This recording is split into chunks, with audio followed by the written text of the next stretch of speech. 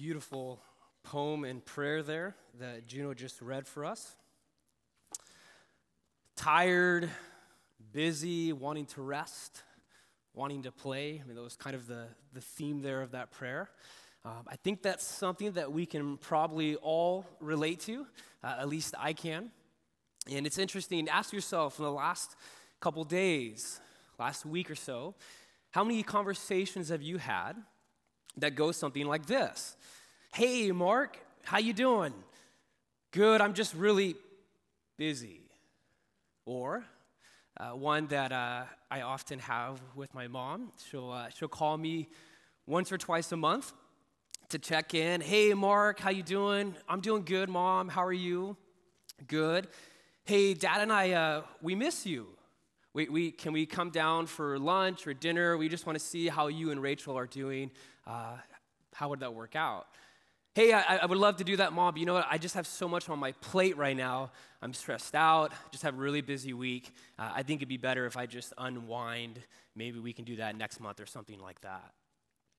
That's a conversation, it seems like, that I always have. And for a lot of us, we really are quite busy. Like, we're not making that up, or we're just saying it. We really are busy. And it's fascinating because, 40-hour work weeks are a thing of the past in America. It's really interesting. Social theorists in the 1930s, they said that with the advent of technology, actually, none of us would work full-time anymore. We only have to work part-time. We'd have more time to spend on vacations, with friends, with family. But we're working more than ever in American society, right? iPhones, computers, cars. These things kind of push us, and sometimes we're not even aware of it, but we are working more and we are busier than ever before with the very things that should make our lives easier and that should give us more freedom. I mean, an iPhone, this little piece of technology, right? It encourages me to take my work home. I can check my email anytime, anywhere. There's no longer a break. Work is no longer 8 a.m. to 5 p.m., Monday through Friday. Work is no longer at the office. It's anywhere, anytime. For a lot of us, I think we're addicted to being busy.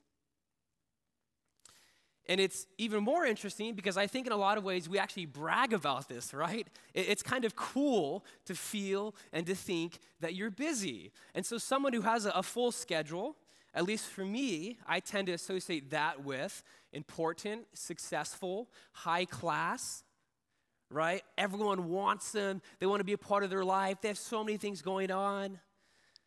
And so some of us, we even want to feel busy because we want to feel wanted. There is kind of an association there. But then if we step back, isn't that eating us alive? Like, how many of us would just at the snap of a finger just jump for just one day to get away with just yourself or your spouse? Like, I'm not talking about going to Hawaii or something like that. I'm saying like just a free day at your house with nothing to do. No kids to look after, no emails to respond to, no phone calls to pick up, no orders to put in, no customers to respond to, right? No more stress, headaches, over-caffeinated bodies, because we are just going on just no sleep. And so then your eyes like twitching if you've ever been stressed out. I get that all the time, right?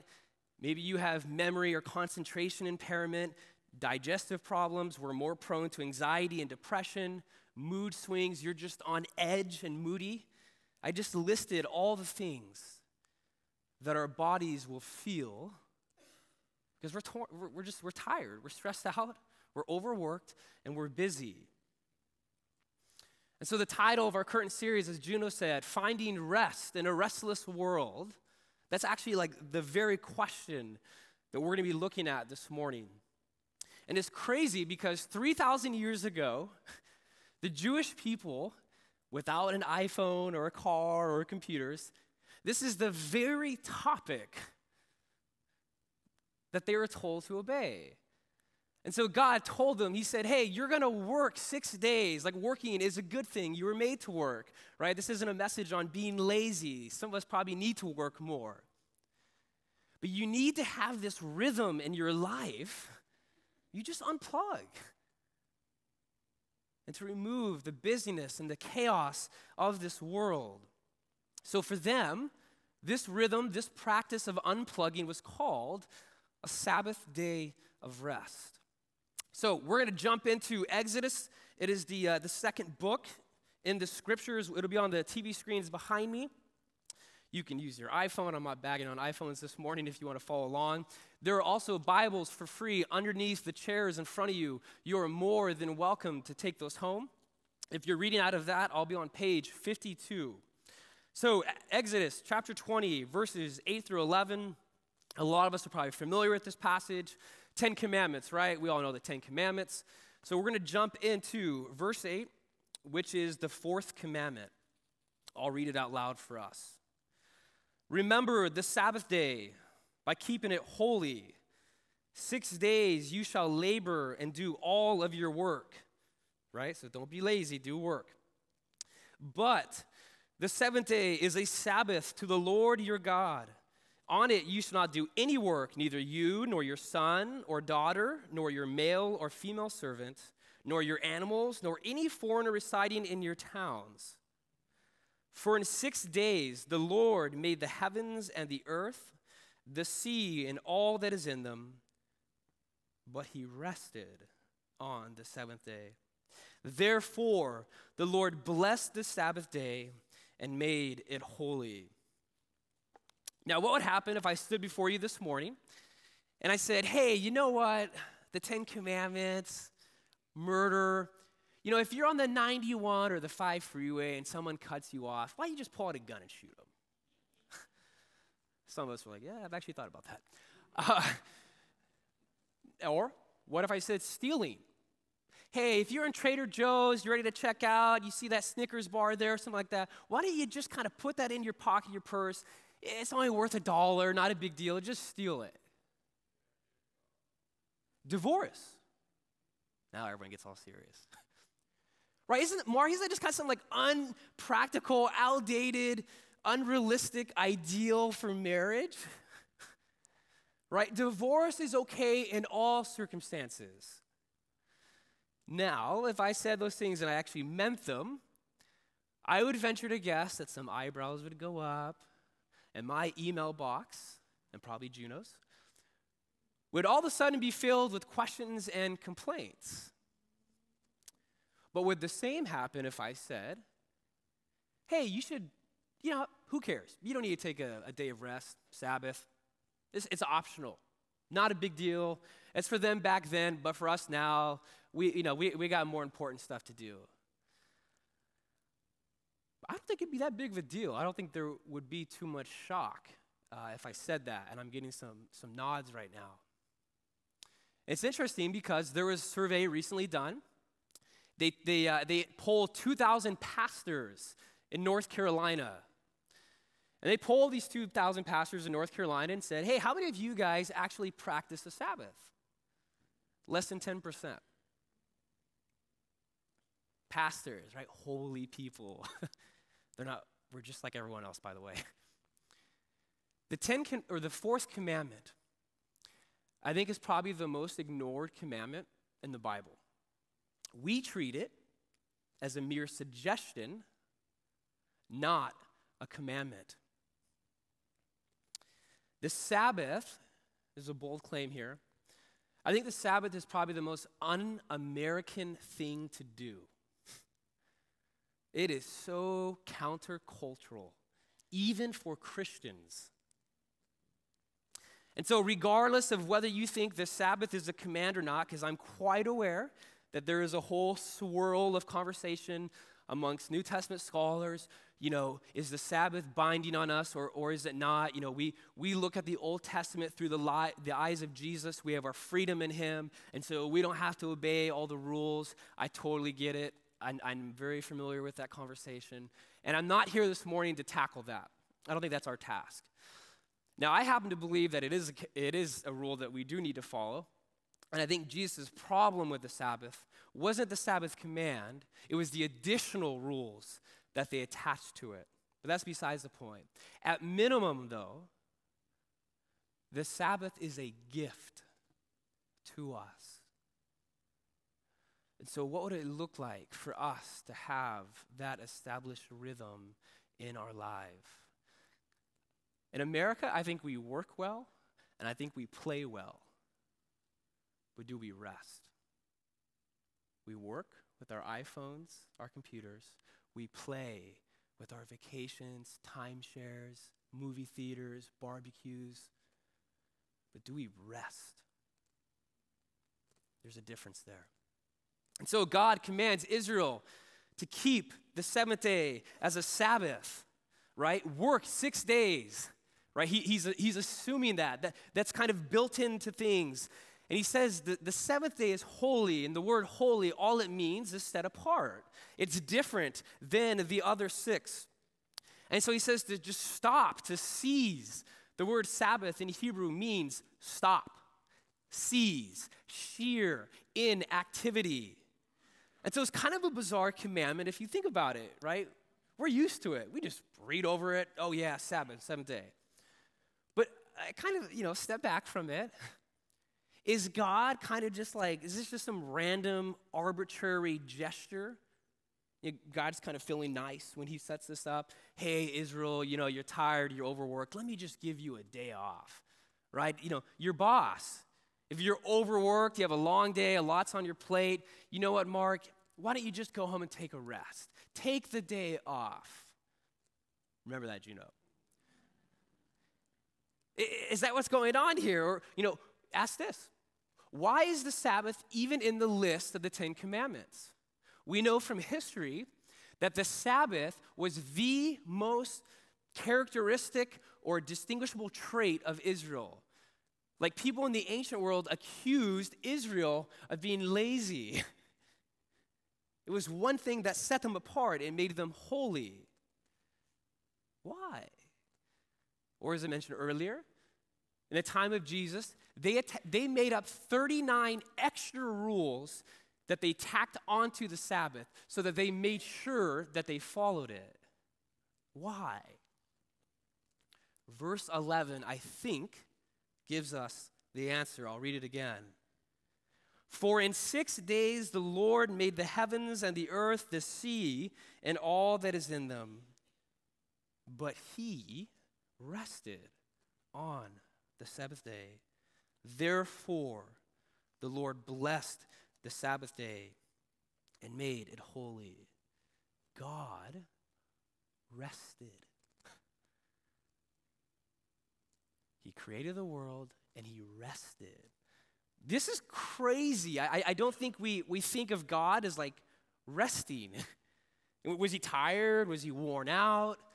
I went to 24-hour fitness yesterday. I feel like just driving over there and walking in the door, like I'm already tired. Much less, God like creating reality, the universe. Is God tired and worn out here? Or is this instead an act of God ceasing from his work, like stopping and looking at his good work with a deep sense of satisfaction and fulfillment, celebrating and delighting in what he had just made? See, theologically speaking, God only begins to rule after he has ceased working. Sabbath is a time to stop, just stop, and to look, to rest, to delight in, to enjoy that God has created this world and is ruling. Some of that maybe seems fuzzy right now. For some reason, as I was preparing this message and I was just kind of thinking through stuff, something that continually came back to me was me as a boy growing up. Most boys, if you ask them, what's the chore that you have to do as a young boy? They'll probably say one of two things. Either taking out the trash and doing yard work. I hated doing yard work. Saturday morning, right? It's like 95 degrees outside or something. You know, I felt like there's always gnats all around me or something because the smell of grass or something. You know, I hate the smell of grass to begin with. And then it'd be like stained on my skin. I'm sweating. It's soaking into me. I detested it. My mom's laughing right now. But at the same time, I absolutely loved it. And so what I would do, I would mow the front and the backyard. We didn't have just small pieces of grass, nothing big. Although it was my dream, this is a side note, I would go to Home Depot when I was little, and I always wanted the lawnmowers that you could sit on and drive. Like that was what I wanted. I didn't want the stuff to push. But anyways, we didn't have the lawn big enough for that. So after I was done, sometimes I would go back into the street facing our front yard, and I would just kind of stand there, and I would feel so good because I had made those lines in the grass perfect. And if I was feeling really good that morning, I would do like the crisscross, you know what I mean? Guys, mowing the lawn is like art sometimes, right? And if I was old enough, I probably would have stepped back and I probably would have cracked open a beer or something and been like, man, that is good. Maybe I'm the only one that does that. I don't know. Anyways, so the yard was cut. It was looking good, right? So you got people over. People could enjoy the yard for what it was made for. The front yard, the backyard. In a way, and here's my point, I was beginning to rule over it, to seize from my work. I'm done. To rest in, to enjoy, to delight in, that now I can begin to use the yard in a way that it's supposed to be enjoyed when it's finished. And it's a terrible metaphor, right? But I think this kind of gives us a glimpse of what it was like for God to rest, to take a Sabbath. And here is my first point this morning. I got two. The divine Sabbath is the cause of the human Sabbath. Stated otherwise, if God takes a rest, how much more should we? Like woven into the very fabric of this universe, smack dab at the beginning of Genesis 2, right? We're just one chapter into the Bible. And he says that he created a day of rest. You were made to rest. That's good news. Jesus says it this way. The book of Mark, the best book in the Bible. Okay, some of us are awake. That's kind of how I test that one there. He says this. He says, the Sabbath was made for man, not man for the Sabbath. The Bible is telling us to rest. Like, this is awesome. This is good news. This is like my new favorite verse. Rest, it refills you with life. The Sabbath should be a day that is life-giving. That's why God blessed it. If you go back there in Genesis 1, he blesses only three things. One of them is the Sabbath. We were not made to be overworked, burdened, stressed out, tired, right? It'll affect you emotionally, relationally, spiritually, physically, psychologically. I didn't even say that right. Psychologically. And all the other alleys. The Sabbath is a day of rest, but it isn't that alone. It is that at minimum. See, the Sabbath, right, which is woven into the very fabric of the universe, the very DNA of who you are and what this reality is meant to rest. This is God's way of allowing us to rest in the fact that he is ruling. The Sabbath is appointed to remind you that God is working and resting. See, to practice Sabbath in a faithful and a disciplined way, actually what it will do is that it will remind you that you're not the one that keeps the world running, who provides for your family, who even gets the work projects moving forward. Yeah, you do that to a degree, but you're not the ultimate cause for those things. Here's news. The world can go on without you for one day, right? Like you can stop, you can take a day off, and this world, your job, your family, the neighborhood, they're not going to crumble into pieces because you just took one day off. Sabbath is a reminder that we aren't God.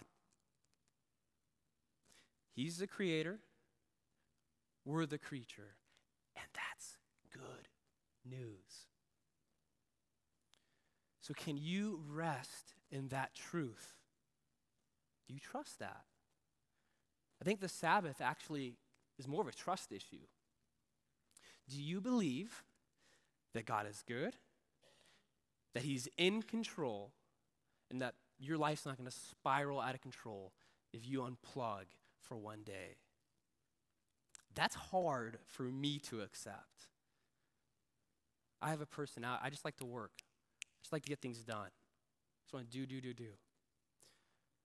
For me, this is actually probably one of the most convicting sermons that I prepare for. I think Sabbathing, or a lack thereof, is probably one of my biggest sin issues.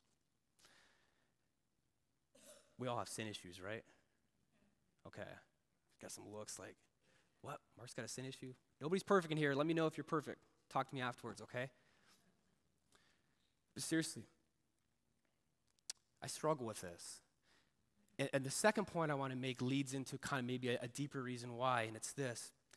Setting apart one day to the Lord, it inhibits the natural human inclination to justify yourself by what you do, your work.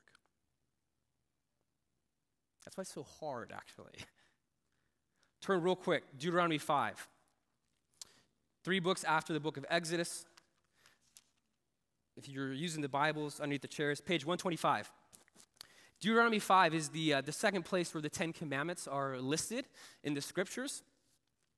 One of the reasons why I love the Bible, it's so fascinating, it'll give you kind of multiple angles on the same topic, right? So we just looked at Exodus 5. We looked at the 4th command. If you read the beginning of that, and then Deuteronomy 5 here, starting at verse 12, it'll read the exact same until you get to the end. One verse is different. Exodus 5 tells us we Sabbath because God created the world that way, and we imitate him, right? It's built into our design. Listen to what Deuteronomy 5 tells us as to why we obey the Sabbath. So verse 12, observe the Sabbath day by keeping it holy. Okay, we get it. Verse 15, remember that you were slaves in Egypt, and that the Lord your God brought you out of there with a mighty hand and an outstretched arm. Therefore, what is the therefore? The Lord your God has commanded you to observe the Sabbath day. See, here in Deuteronomy 5, God portrays the Sabbath as a reenactment of our freedom. You were once a slave, but now you are free. It reminds us how he delivered his people, Israel, from a condition in which they were not human beings, they were slaves. They were simple units of capacity in Pharaoh's brick production system. I love how Tim Keller, he's a pastor in New York City, he puts it this way. He says, see, for those of us who find it extremely hard to Sabbath, like it just goes against every grain in your body, it may mean that you're actually a slave, even if a self-imposed one. Your own heart, or our materialistic culture, or an exploitative organization, or all of the above will be abusing you if you don't have the ability to be disciplined in your practice of Sabbath. Sabbath is a declaration of our freedom. It means you're not a slave, not to your culture's expectations, your family's hopes, your med school demands, insecurities. The Sabbath is a concrete symbol that God's grace is what redeems human life, not what you do or who you are. The Sabbath is a time to stop trying, to stop striving, to stop trying to justify yourself in front of God or others with what you do. Instead, it's a time to remember that you've been set free just like Israel, and you are accepted in God's eyes. And so for some of us, I think it's important that we speak this truth to ourselves with like a note of triumph. Otherwise, you're going to feel guilty for taking a Sabbath. You're never actually going to be really able to unplug. Sabbath reminds us that it's not our work that saves us. It's God's work. And we rest in his work. Sabbath reminds us that it's not our work that saves us. It's God's work, and we rest in that. Okay. So that's the why. Kind of just went through maybe a lecture or something. Here's the lab part, okay? So we looked at 2 reasons why you need a Sabbath. A, it's part of your design. It's woven into the fabric of this creation. And 2, it's a declaration of your freedom. God defines who you are, not what you do. But what about the how? Like, how does this practically work out in this crazy world that we live in? And let me just say before we get into the nuts and bolts, Sabbathing is not easy. It may sound easy, but it's actually really hard. So just take small steps. Like, don't try to go all in right away. You'll probably fail. That's okay. It's not easy, okay? So, as we've done often in this series, I wrote some practical tips for taking a Sabbath on the back of your program. Another disclaimer. Always have to offer disclaimers, otherwise I get emails. It's this. This is not the formulaic black and white way to Sabbath. It will look different for all of us, okay? So I'll take me, for example. I have this thing that's called a pastor job. So can I Sabbath on Sundays? No, I'm here working. Now, I love what I do, so sometimes it doesn't even feel like work. But it is a day of work. For others of you, if you're a restaurant server, you work at the movie theaters, you're a janitor, you're a doctor, right? Sunday, it can be a day of work. That's not uncommon in our world today. So pick another day. Sabbath does not have to be on Sunday. Nowhere in the Bible does it say Sabbath is Sunday, right? It's just an established rhythm, usually once a week, right? I know some people who Sabbath from Friday sundown to Saturday sundown. They don't even do it from morning to evening, okay? So it's flexible. So don't try to be so rigid in it. But get this, it is an established rhythm. And that's kind of what I want to come home today. So for me, Mondays, right? I call them, or Rachel and I call them Machel Mondays. We kind of try to be clever and fun and come up with a title for them. So my first name is Mark, hers is Rachel. We combine them and you get Machel, okay? So tomorrow I'm Sabbathing. Now, again, this has been really convicting for me because my life is probably the busiest it's ever been in. I'm preparing for a wedding in 3 weeks. Yes. I'm trying to find a way for us to get a new place down here, and I found out that Cerritos and Artesia is like, you got to empty your bank account just to get a place. It is unbelievable. ABC School District, I do not like you right now. So if you know of something, let me know. But anyways, my life is chaotic right now. So the last couple of Mondays, it's been hard for me to Sabbath, right? And so I'm stressed. I'm moody. I have less energy. I just need a day of rest. And so I've been reminded, part of Sabbathing, you have to plan for it. You have to be intentional. You have to make sure your Sabbath day is actually a day of rest. That's what it means to keep it holy, to set it apart. It's different than the other days. But it's worth it. You were made to rest. And so if that means that the day before, 2 days before, you go to Trader Joe's, you make sure you have all your food, your meals, you prepare them ahead of time, you think through what you're going to do, what you're not going to do it.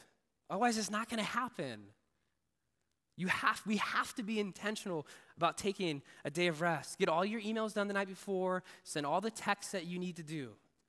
Like we do this with holidays, right? Think about Christmas, Thanksgiving, Easter, 4th of July, Memorial Day. Chances are you probably prepare for those beforehand. You get all the food, you think through all your fun activities, you invite people, you get it all done. That way the day of you're ready to go. If we do that for holidays, how much more for a command and gift from God to take a day of rest? And so part of this process of Sabbathing, thinking through, preparing, being intentional, here's the next thing, and it's on there. Define for you what is and is not work. Seems like an obvious question, but it's not. I'll use Rachel and I for example. Rachel loves to run, right? That refills her, re-energizes her, refreshes her. So she should run on her Sabbath. For me, I hate running. I do not want to run, so I should not do it on my Sabbath. Like, it's more than work for me. And so our personalities play a part in this, right? Are you extroverted? Are you introverted? Introverts. Like, go be by yourself, journal, read a book, go on a hike, bake, right? Watch an Angels game or a Dodgers game. If you're a Dodger fan, by yourself on the TV. That's what I do. That refills me. It refreshes me. If you're an extrovert, Ryan, our youth brother, is a perfect example of this. Ryan, on his day of rest, will go to a coffee shop in Huntington Beach, and he always tries to drag me there and invite me because he just wants to hang out and have fun. I'm like, dude, I just need to be by myself and chill out. But for Ryan, that's fun. That's how he is re-energized and refreshed. So ask yourself, what hobbies, what interests, what activities refresh you, re-energize you, and are not work? Last thing, we're almost done. The Sabbath, and I skipped over it till now, is a day to the Lord your God. It says that in verse 10 in the Exodus passage. Where is God in your Sabbath? Right? It's not just a day off, actually. It's more than that. If it's just a day off, it's still in service to the other 6 days then. And I love what Eugene Peterson, he's like this super smart saint pastor. He describes Sabbath as this: playing and praying. I love that. Playing and praying. So 2 Mondays ago, Rachel and I, she loves going for walks outside. That's what refreshes her. We went to Liberty Park here in Cerritos. Monday, right before sunset. People were playing volleyball. People were running around the track. There's a movie night going on there. We plopped down on a piece of grass with a blanket, and we went through 2 devotionals together. We asked each other questions. We reflected on it. We asked each other, how can we pray for each other? And we actually prayed, right? Christians do that thing of, hey, how can I pray for you? Okay, yeah, I'll do that. And you never do it, let's all be honest. And I got to tell you, it was awesome. And I don't say that to lift ourselves up, because we hadn't done that for a couple weeks. But man, I think Rachel would agree. It was refreshing to walk out of there and the Holy Spirit was there and we were in God's presence, right? So where is God in your Sabbath? Are you journaling? Are you reading scriptures? Are you just listening to worship music? Are you sitting in silence and solitude, right? Again, not formulaic. It looks different to all of us.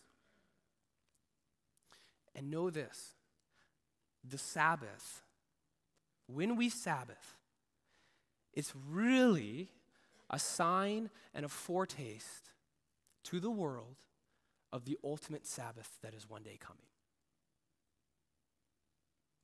The good news, that ultimate rest is found in Jesus.